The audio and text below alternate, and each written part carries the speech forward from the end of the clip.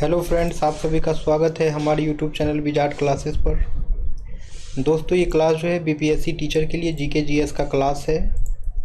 चलिए तो आज की क्लासेस को स्टार्ट करते हैं। ठीक है, पहला क्वेश्चन है, निम्नलिखित में से कौन जो है वायु प्रदूषण का जो है प्रमुख कारण है। निम्नलिखित में से कौन जो है वायु प्रदूषण का प्रमुख कारण है?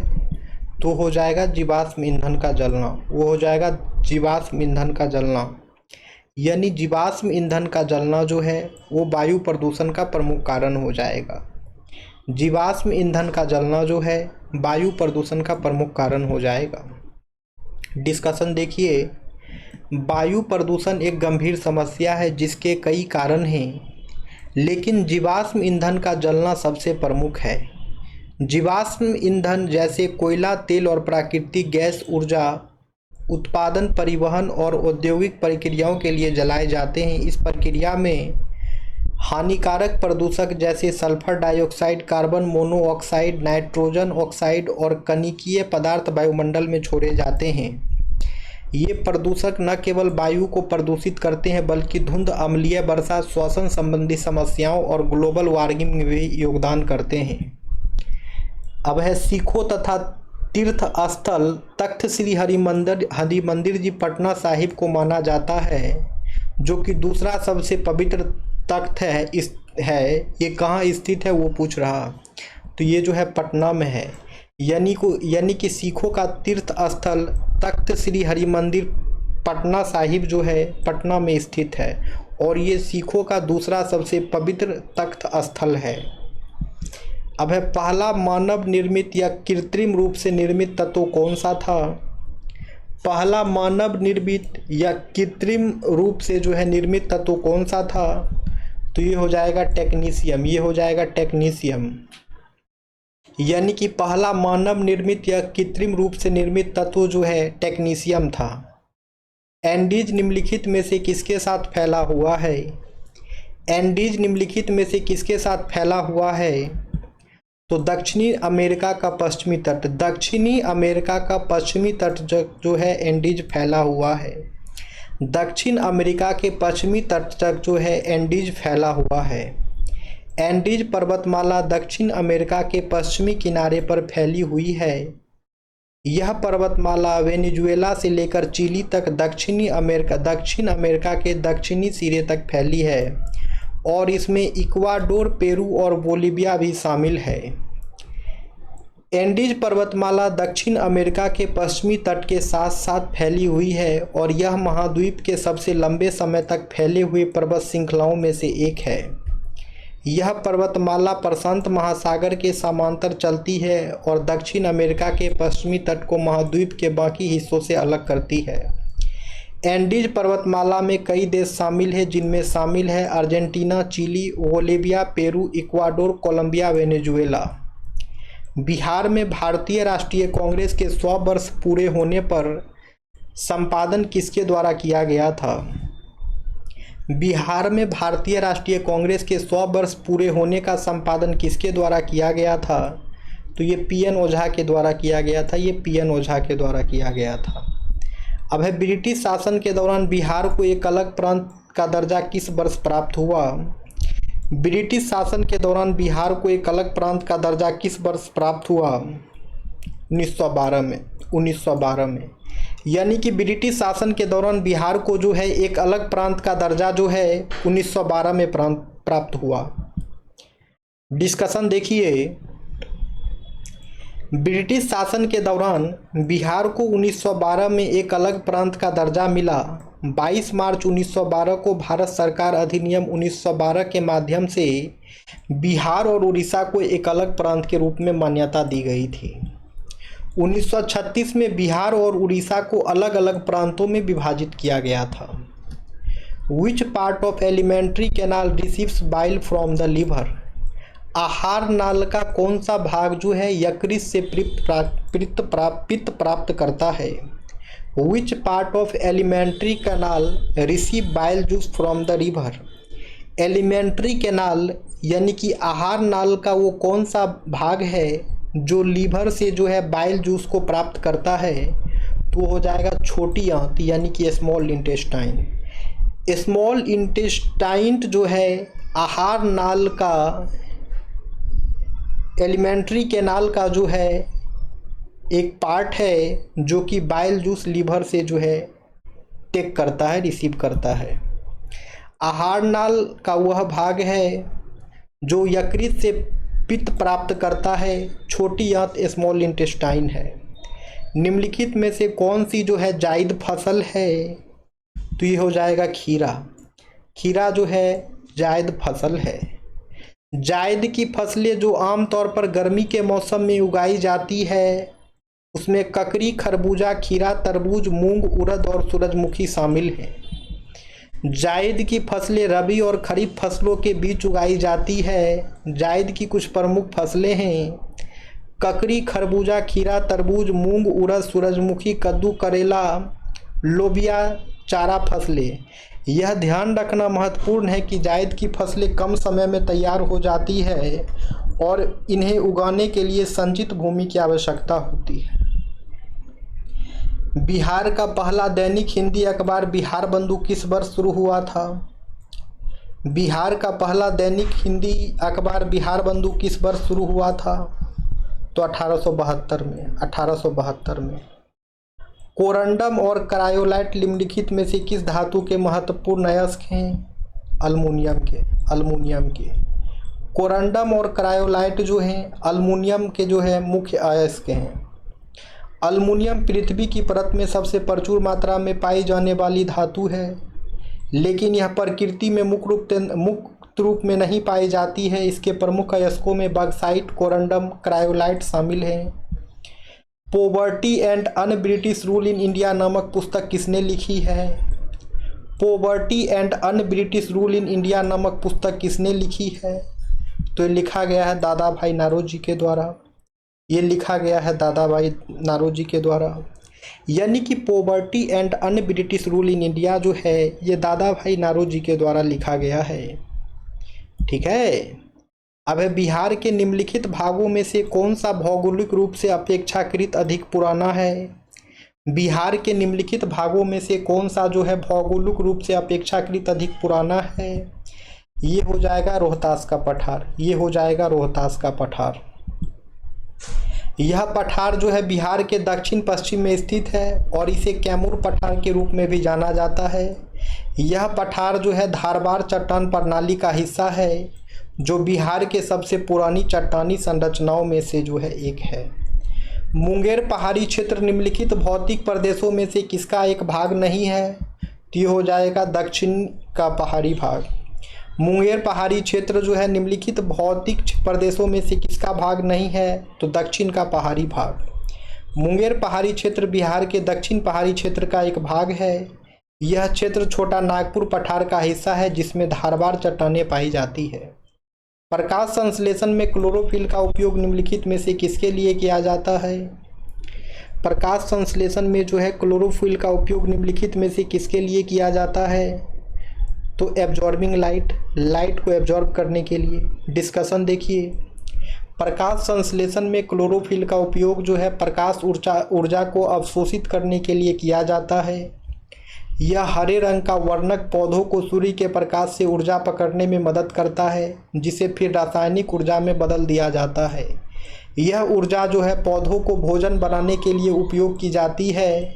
इस प्रक्रिया को प्रकाश संश्लेषण कहा जाता है। क्लोरोफिल का प्राथमिक कार्य जो है प्रकाश ऊर्जा को अवशोषित करना है ताकि पौधे अपना भोजन बना सकें। बिहार का प्रसिद्ध सोनपुर पशु मेला जो है किन दो नदियों के संगम पर जो है आयोजित किया जाता है? तो गंगा और गंडक। बिहार का प्रसिद्ध सोनपुर मेला जो है गंगा और गंडक नामक दो नदियों के संगम पर जो है आयोजित किया जाता है। सोनपुर पशु मेला गंगा और गंडक नदियों के संगम पर आयोजित किया जाता है। यह एशिया का सबसे बड़ा पशु मेला है और हर साल नवंबर-दिसंबर में कार्तिक पूर्णिमा के दिन लगता है। भारतीय राष्ट्रीय कांग्रेस के 1912 के बांकीपुर अधिवेशन की अध्यक्षता किसने की थी? भारतीय राष्ट्रीय कांग्रेस के 1912 के बांकीपुर अधिवेशन की अध्यक्षता किसने की थी? तो ये हो जाएगा आर.एन. माधोलकर, ये हो जाएगा आर.एन. माधोलकर। यानी कि भारतीय राष्ट्रीय कांग्रेस के 1912 के बांकीपुर अधिवेशन की अध्यक्षता जो है रघुनाथ नारायण माधोलकर, आर.एन. माधोलकर ने की थी। यह अधिवेशन बिहार के पटना जिले के बांकीपुर में हुआ था। माधोलकर उस समय के प्रमुख समाज सुधारकों और राजनेताओं में से एक थे और कांग्रेस के उदारवादी गुट से संबंधित थे। किसानों की कठिनाइयों को उजागर करने के लिए शाहजानंद सरस्वती ने कौन सा समाचार पत्र प्रकाशित किया था? किसानों की कठिनाइयों को उजागर करने के लिए जो है शाहजानंद सरस्वती ने कौन सा समाचार पत्र प्रकाशित किया था? तो ये हो जाएगा लोक संग्रह, ये हो जाएगा लोक संग्रह। यानी कि किसानों की कठिनाइयों को उजागर करने के लिए शाहजानंद सरस्वती जो हैं लोक संग्रह समाचार पत्र प्रकाशित किए थे। यानी कि किसानों की कठिनाइयों को उजागर करने के लिए जो है शाहजानंद सरस्वती ने लोक संग्रह समाचार पत्र जो है प्रकाशित किए थे। The process of breaking down organic matter by microorganism is called. सूक्ष्म जीवों द्वारा कार्बनिक पदार्थों को तोड़ने की प्रक्रिया को क्या कहा जाता है? The process of breaking down organic matter by microorganism is called. तो इसे जो है अपघटन कहते हैं, इसे जो है अपघटन कहते हैं। मार्च 2022 में किए गए परिवर्तनों के बाद वरिष्ठ नागरिकों के लिए डाक मतपत्र द्वारा मतदान करने की पात्रता आयु क्या है? तो ये हो जाएगी 85 वर्ष। पंचायतों द्वारा खेतों के रखरखाव और ऐसो खातों की लेखा परीक्षा ऑडिटिंग के संबंध में प्रावधान करने का अधिकार किसे है? तो राज्य विधायिका को है। पंचायतों द्वारा खातों के रखरखाव और ऐसे खातों की लेखा परीक्षा ऑडिटिंग के संबंध में प्रावधान करने का अधिकार जो है राज्य विधायिका के पास है। डिस्कशन देखिए, पंचायतों द्वारा खातों के रखरखाव और उनकी लेखा परीक्षा ऑडिटिंग के संबंध में जो है प्रावधान करने का अधिकार जो है राज्य विधानमंडल को है।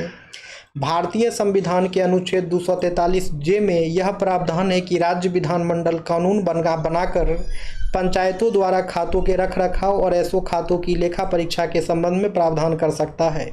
इसका मतलब है कि राज्य सरकार एक कानून बनाकर पंचायतों के खातों के रखरखाव और ऑडिटिंग के लिए नियम, प्रक्रियाएं और मानक निर्धारित कर सकती है।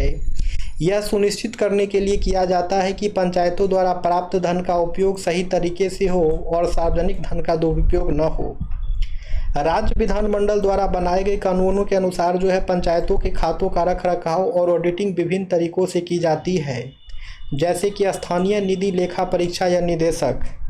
कई राज्यों में स्थानीय निधि लेखा परीक्षक या निदेशक, लोकल फंड ऑडिटर या डायरेक्टर पंचायतों के खातों की ऑडिटिंग करते हैं। राज्य सरकार द्वारा नियुक्त एजेंसियां, राज्य सरकारें ऑडिटिंग के लिए विशिष्ट एजेंसियां या अधिकारियों की भी नियुक्ति कर सकती है।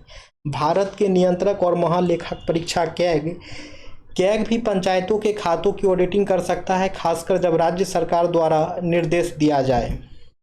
राज्य विधानमंडल पंचायतों के खातों के रखरखाव और ऑडिटिंग के लिए नियम और प्रक्रिया निर्धारित करने के लिए कानून बना सकता है और यह सुनिश्चित करने के लिए कि सार्वजनिक धन का सही उपयोग हो। भारत के किस राज्य में सर्वाधिक कोयला भंडार है? भारत के किस राज्य में जो है सर्वाधिक कोयला भंडार है? तो ये हो जाएगा झारखंड, ये हो जाएगा झारखंड। भारत के झारखंड राज्य में जो है सर्वाधिक कोयला भंडार है। भारत के झारखंड राज्य में जो है सर्वाधिक कोयला भंडार है। ओके फ्रेंड्स, आगे आते हैं। भारत में झारखंड राज्य में सबसे अधिक कोयला भंडार है। झारखंड में भारत के कुल कोयला भंडार का लगभग 24.4% हिस्सा है, जो 83.15 बिलियन टन है। इसके बाद उड़ीसा और छत्तीसगढ़ का स्थान है। झरिया, बोकारो और कर्णपुरा झारखंड के प्रमुख कोयला क्षेत्र हैं। What is the structural and functional unit of life? What is the structural and functional unit of life? जीवन की संरचनात्मक और कार्यात्मक इकाई क्या है? जीवन की संरचनात्मक और कार्यात्मक इकाई क्या है? तो ये हो जाएगा सेल, ये हो जाएगा सेल। जीवन की संरचनात्मक और कार्यात्मक इकाई क्या है? तो ये हो जाएगा cell. It means cell is the structural and functional unit of life. It means cell is the structural and functional unit of life. जीवन की संरचनात्मक और कार्यात्मक इकाई कोशिका है। कोशिकाएं सभी जीवित जीवों का निर्माण करती है और वे सभी आवश्यक जैविक कार्यों को करने में सक्षम होती है।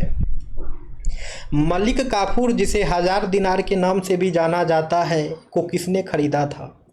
मलिक काफूर जिसे 1000 दिनार के नाम से भी जाना जाता है, किसने खरीदा था इसे? तो इसे खरीदा था अलाउद्दीन खिलजी ने। इसे खरीदा था अलाउद्दीन खिलजी ने। मलिक काफूर जिसे 1000 दिनार के नाम से भी जाना जाता है, उसे अलाउद्दीन खिलजी ने खरीदा था। उसे 1000 दिनारी इसलिए कहा जाता था क्योंकि 1000 दिनार से जो है मलिक काफूर को जो खरीदा गया था। 42वें संविधान संशोधन अधिनियम द्वारा जो है भारतीय संविधान की प्रस्तावना में कौन से शब्द जोड़े गए थे? 42वें संविधान संशोधन अधिनियम द्वारा जो है भारतीय संविधान के प्रस्तावना में कौन से शब्द जोड़े गए थे? तो जोड़े गए थे समाजवादी, धर्मनिरपेक्ष और अखंडता। समाजवादी, धर्मनिरपेक्ष और अखंडता। यानी कि 42वें संविधान संशोधन अधिनियम द्वारा जो है भारतीय संविधान की प्रस्तावना में जो 3 शब्द जोड़े गए थे वो है समाजवादी, धर्मनिरपेक्ष और अखंडता। डिस्कशन देखिए, 42वें संविधान संशोधन अधिनियम द्वारा जो है भारत संविधान की प्रस्तावना में समाजवादी, धर्मनिरपेक्ष और अखंडता शब्द जोड़े गए थे।